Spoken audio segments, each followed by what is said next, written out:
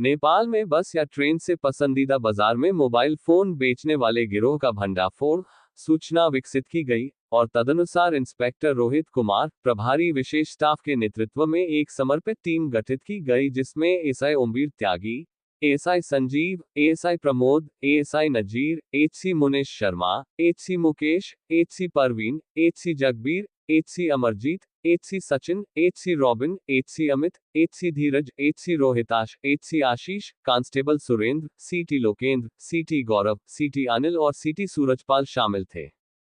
आरोपी को पकड़ने के लिए ACP operation central Suresh Khunga की देखरेख में गुप्त मुखबिरों से निकाली गई सूचना के आधार पर टीम ने मुखबिर के साथ अजमेरी गेट लाल बत्ती, कमला मार्केट, दिल्ली के पास जाल बिछाया। टीम ने तुरंत अजमेरी गेट रेड लाइट, कमला मार्केट, दिल्ली के पास कार को रोका और अर्जुन और उसकी पत्नी रुखसार को ग्रे रंग की स्विफ्ट कार के साथ अजमेरी गेट रेड लाइट, कमला मार्केट, दिल्ली के पास से गिरफ्तार कर लिया।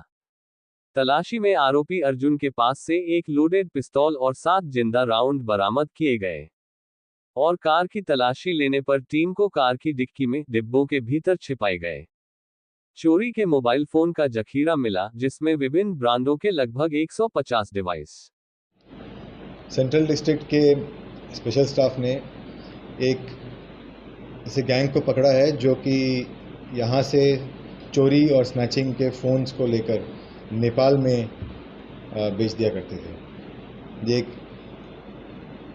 क्रॉस कंट्री नेक्सस है जिसमें हमने 4 लोगों को गिरफ्तार किया है और टोटल 226 मोबाइल फ़ोन और साथ में एक वेपन, कुछ live cartridges, mobile phone accessories और एक गाड़ी रिकवर किया है। ये पूरा जो एक ऑलमोस्ट 20 दिन लंबा ऑपरेशन जो चला था जिसमें कई जगहों पे रेड किया गया, ये स्टार्ट हुआ 19 मई को जब हमें एक इन्फॉर्मेशन मिला था कि एक आदमी है जो इस तरह मोबाइल फ़ोन के ख़रीद फरोख्त के काम में इन्वॉल्व है और वो मोबाइल फ़ोन जो हैं चोरी के होते हैं या स्नैचिंग के होते हैं। तो उस पर फर्दर वर्क करते हुए उसको उसके गाड़ी के सहित उसको इंटरसेप्ट किया गया और इंटरसेप्ट करके उसके पास से एक वेपन भी रिकवर हुआ और करीब 150 मोबाइल फ़ोन रिकवर हुए। उस गाड़ी में वो व्यक्ति अर्जुन और उसकी वाइफ रुखसार, ये दोनों लोग उस दिन अरेस्ट किए गए। अर्जुन जो है हमारे पीएस नबी करीम के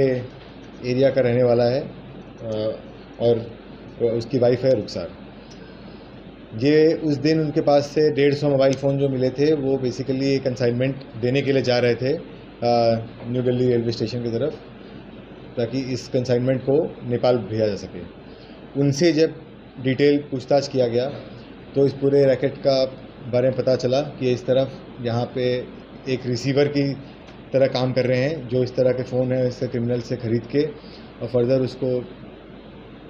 डबल या ट्रिपल प्राइस में जाकर नेपाल में बेच देते थे। तो 4-5 हज़ार रुपये में यहाँ पे अच्छे फ़ोन ख़रीद के उसको 10-15 हज़ार रुपये में नेपाल में बेचते थे। उस बीच में वो इसका जो एडाप्टर या चार्जिंग एडाप्टर उस तरह की चीज़ भी उसमें मिलाकर उसका बबल रैप में पैकिंग करके मतलब अच्छे से उस तरीके से उसका पैकेजिंग करके फिर उसको नेपाल भेज दिया करते थे। तो इसमें उनसे पूछताछ से पता चला कि हिमांशु नाम का एक लड़का भी जो उनका दोस्त है, मुल्तानी ढांडा का रहने वाला है,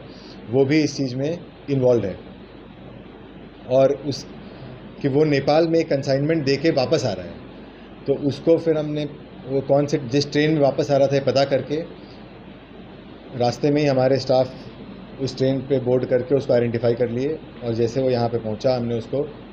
पकड़ लिया और उससे भी कुछ हमने फर्दर और रिकवरीज किए। तो हिमांशु रेगुलरली जो है नेपाल बॉर्डर जाकर, मधुबनी डिस्ट्रिक्ट पड़ता है बिहार में, वहाँ पे जाके ये इन फ़ोन को देकर आता था। फिर हमारी टीम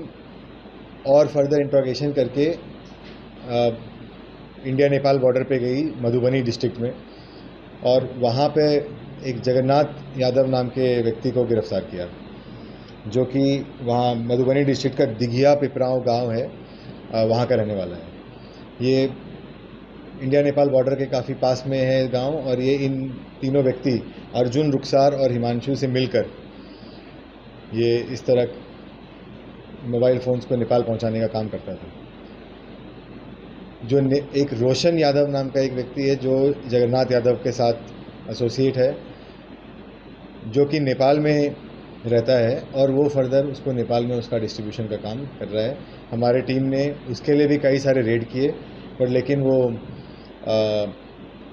दूसरे कंट्री होने का फ़ायदा उठा के, जुरिस्डिक्शन का फ़ायदा उठा के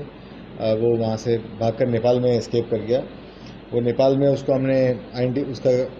घर वगैरह हमने आइडेंटिफाई किया है। वो धनौसा डिस्ट्रिक्ट है नेपाल का, जो इंडिया के साथ बॉर्डर लगता है, जिसका मधुबनी डिस्ट्रिक्ट के साथ बॉर्डर लगता है, वहाँ पे रहता है और फर्दर उसका बाकी नेटवर्क जो है नेपाल में डिस्ट्रीब्यूशन करने वाला, वो वहीं पे है। तो इसको हमने इस तरह 4 लोगों को पकड़ के और बाकी सारा टोटल जो रिकवरीज़ किया है, इससे एक जो ये नेक्सस है कि किस तरह जो फ़ोन चोरी के और स्नैचिंग के यहाँ पे जो कहाँ जाते हैं, जो एक मेजर सवाल बार बार आता था कि ये फ़ोन सब आखिर जा कहाँ रहे हैं, और अगर हमारे नेटवर्क पे नहीं चल रहे हैं, हम अगर उसको IMEI सर्च करते हैं तो हमारे नेटवर्क पे वो चलते हुए नहीं पाए जाते हैं, तो फिर वो फ़ोन का क्या इस्तेमाल हो रहा है। तो अब ये हमें पहला बार ये एक क्लियर लिंक मिला है कि ये फ़ोन जो है इस तरह ऑर्गेनाइज तरीके से नेपाल ले जाया जा रहा था। अभी इसमें फर्दर इन्वेस्टिगेशन जारी है और जो कुछ लोगों के रोल आए हैं उसको भी हम फर्दर इन्वेस्टिगेट कर रहे हैं। और अभी तक करीब 27 केसेस में ये जो फ़ोन रिकवर हुए हैं, अलग अलग ज़िले के हैं, न्यू दिल्ली डिस्ट्रिक्ट का, साउथ वेस्ट का, नॉर्थ का और ऑफ कोर्स सेंट्रल डिस्ट्रिक्ट के अलग अलग केसों के फ़ोन हैं जो ये सब रिकवर हुए हैं। तो टोटल 226 फ़ोन्स, 140 एडेप्टर्स, 90